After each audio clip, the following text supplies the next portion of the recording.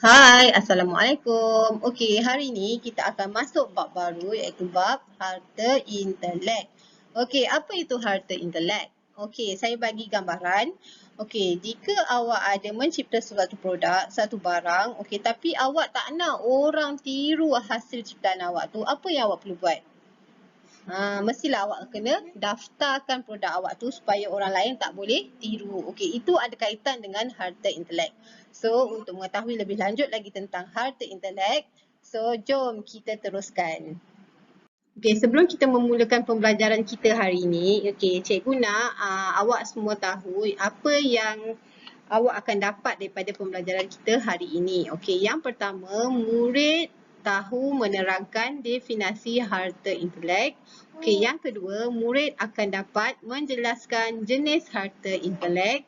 Okey, yang ketiga, murid dapat mengelaskan produk sedia ada mengikut jenis harta intelek. Okey, ketiga-tiga standard pembelajaran ni awak akan dapati daripada pembelajaran kita selepas ini.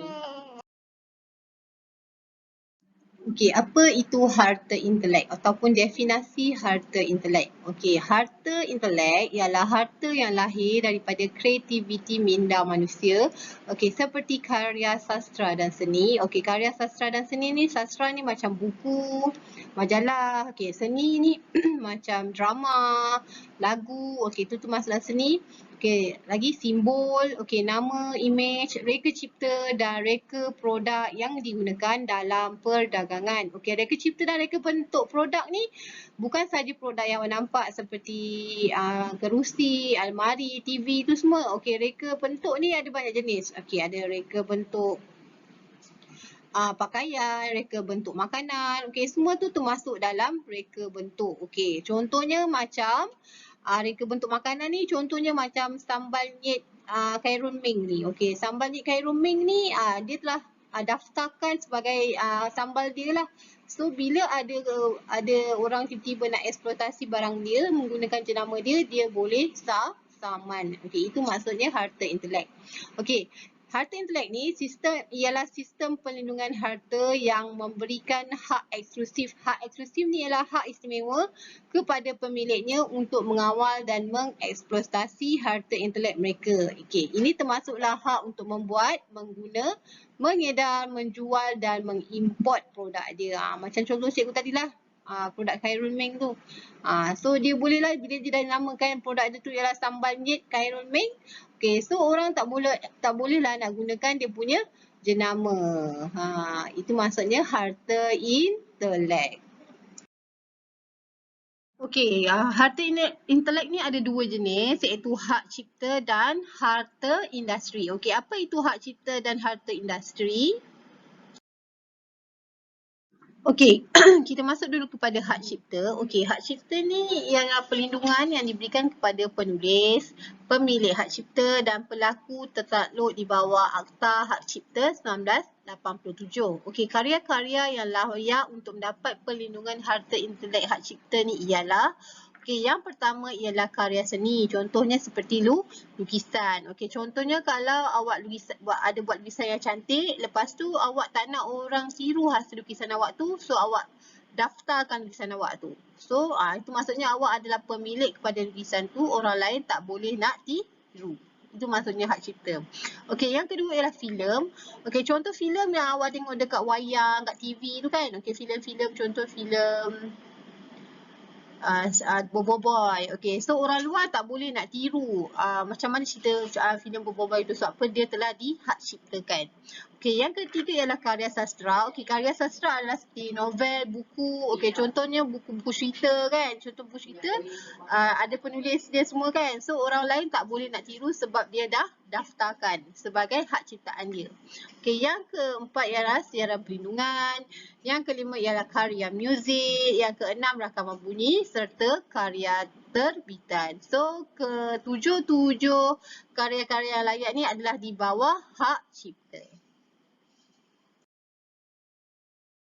Okey, jenis harta intelek yang kedua ialah harta industri. Okey, yang pertama tadi ialah hak cipta. Okey, yang kedua ialah harta industri. Okey, dalam harta industri ada 5 bahagian iaitu ada patent, ada cap dagangan, ada reka bentuk industri, petunjuk geografi dan reka bentuk susunan artolita bersepadu. Patent. Okey, apa itu patent? Okey, patent ni ialah satu hak eksklusif ataupun hak istimewa yang dianugerahkan oleh pihak kerajaan untuk suatu reka cipta baharu. Okey, sama ada rekaan itu merupakan satu produk ataupun proses. Okey, itu ialah patent lah. Okey, pembaharuan utility untuk patent ni ialah hak istimewa ataupun hak eksklusif yang diberikan untuk suatu reka cipta yang kecil yang tidak perlu melalui ujian langkah mereka cipta seperti mana untuk mendapatkan patent. Okey, tempoh patent ialah selama 20 tahun. Ia tertakluk kepada pembayaran fee tahunan. Okey, cap dagangan. Apa itu cap dagangan? Okey, cap dagangan ialah cap yang digunakan ataupun dicadangkan untuk digunakan bagi tujuan menunjukkan hubungan antara barangan atau perkhidmatan dengan pemilik atau pengguna berdaftar cap dagangan tersebut di dalam urusan perniagaan. Okey, contoh cap dagangan ni ialah contohnya macam Ramli. Okey, bila kita tengok jenama Ramli tu, okey, kita dah tahulah Ramli ni dia jual produk yang berkaitan dengan burger. Okey, contoh lagi macam Proton. Okey, bila kita tengok cap jenama Proton ataupun logo Proton ni, okey, kita dah tahulah ia ialah sebuah kereta macam WOS. Okey, kita dah tahulah dia ialah aiskrim. Okey, Mr. DIY, kita tahu dia ialah kedai hardware. So, cap dagangan ni bila kita nampak je dia punya cap, kita tahulah dia ialah barang apa. Apa yang dijual. Okey, cap dagangan ni dia terdiri daripada perkataan, ada cap dagangan jenis logo, ada yang gambar saja, ada nama sahaja, ada yang tulis huruf saja, ada yang nombor ataupun kombinasi. Okey, kat sini ialah contoh-contoh lah. Contoh lain macam kalau contoh gambar saja, macam Proton lah, dia gambar saja. Okey, contoh macam Apple kan, iPhone kan, okey, gambar Apple saja. Okey, kalau kombinasi dia dicampur lah dekat dalam satu cap dagangan tu, ada logo, ada gambar, ada huruf. Okey, itu ialah contoh cap dagangan kombinasi. Okey, apakah pentingnya cap dagangan ni? Okey, pentingnya cap dagangan ni ialah sebagai bukti sah di sisi undang-undang. Okey, maksud bukti sah di sisi undang ni maksudnya cap dagangan ni ialah sijil pendaftaran yang dikeluarkan oleh pejabat pendaftar menjadi bukti sebagai pemilik yang sah ke atas suatu cap dagangan. Okey, bukti ini diterima di mahkamah dan juga pihak penguatkuasaan. Okey, ia juga merupakan dokumen penting untuk membuktikan kesahan hak milik cap dagangan dalam urusan pengeksportan barangan keluar negara. So, bila ada barang, okey, awak dah buat cap dagangan, contoh macam Proton kan. Okey, so kita dah daftarkan cap dagangan tu sebagai milik Proton. So, orang lain tak boleh nak tiru dia punya cap dagangan. So dia adalah bukti sah di sisi undang-undang. So kalau macam ada pihak yang cuba meniru cap dagangan dan produk dia, so dia boleh saman lah, okey, di dalam undang-undang. Okey, cap dagangan ni juga ialah sebagai hak eksklusif. Eksklusif ni maksudnya hak istimewa. Okey, pemilik cap dagangan berdaftar mendapat hak eksklusif untuk menggunakan cap dagangan berkenaan dalam urusan atau operasi perniagaan mereka. Okey, pemilik cap dagangan juga berhak mengambil tindakan undang-undang ke atas sesiapa yang mungkin menggunakannya tanpa kebenaran. So kalau macam ada orang pihak lain menggunakan tanpa kebenaran, okey, yang ada cap dagangan ni dia boleh saman lah, boleh membuat tindakan undang-undang.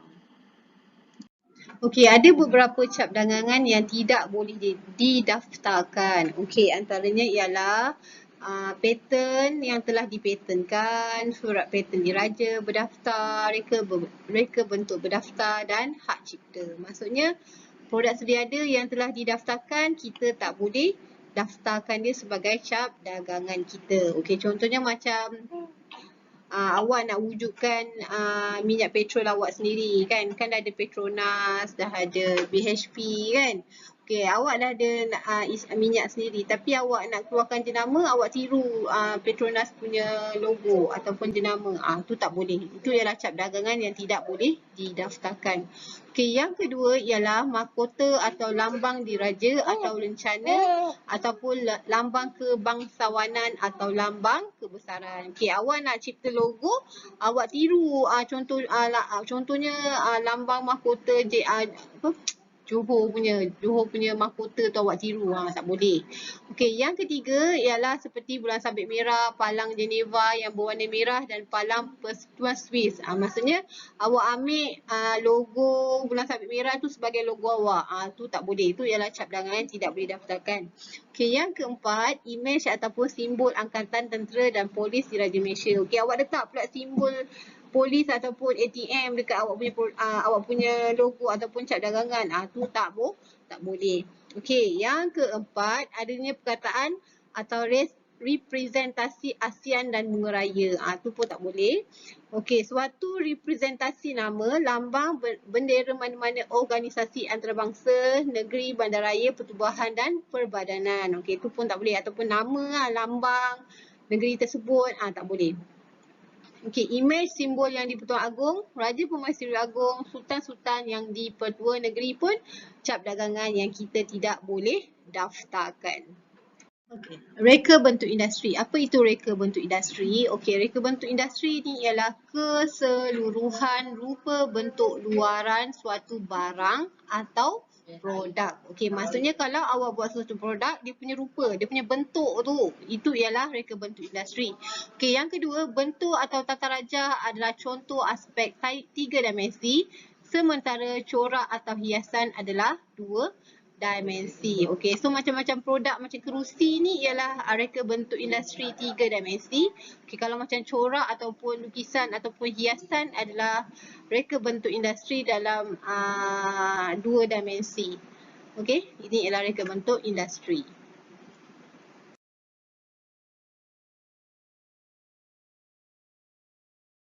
Okey, contoh petunjuk geografi yang telah didaftarkan kalau kat Malaysia ni ialah contohnya macam Sabah Tea.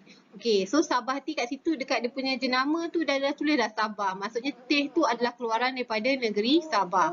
So produk ataupun company lain tak boleh guna jenama Sabah Tea sebab dia dah daftarkan petunjuk dia punya jenama sebagai jenama petunjuk geografi. So orang syarikat lain tak boleh daftarkan sebagai Sabah Tea. Okey, contoh yang kedua ialah Harum Manis Perlis. Okey, Harum Manis Perlis pun dia dah guna nama Harum Manis Negeri Perlis. So hari tu ada kes yang ada orang Terengganu, tak silap saya, dia nak tanam pokok harum manis tu tapi dia nak jenamakan juga dengan harum manis. So kat situ tak boleh sebab harum manis ni nama dia telah dipatenkan sebagai hak milik negeri Perlis.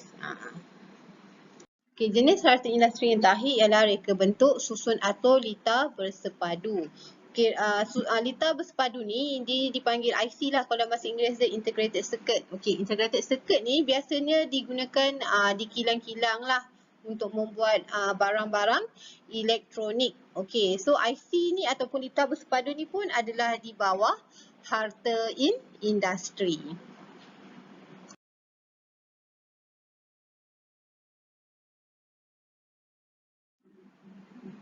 Terima kasih kerana menonton video cikgu hari ini.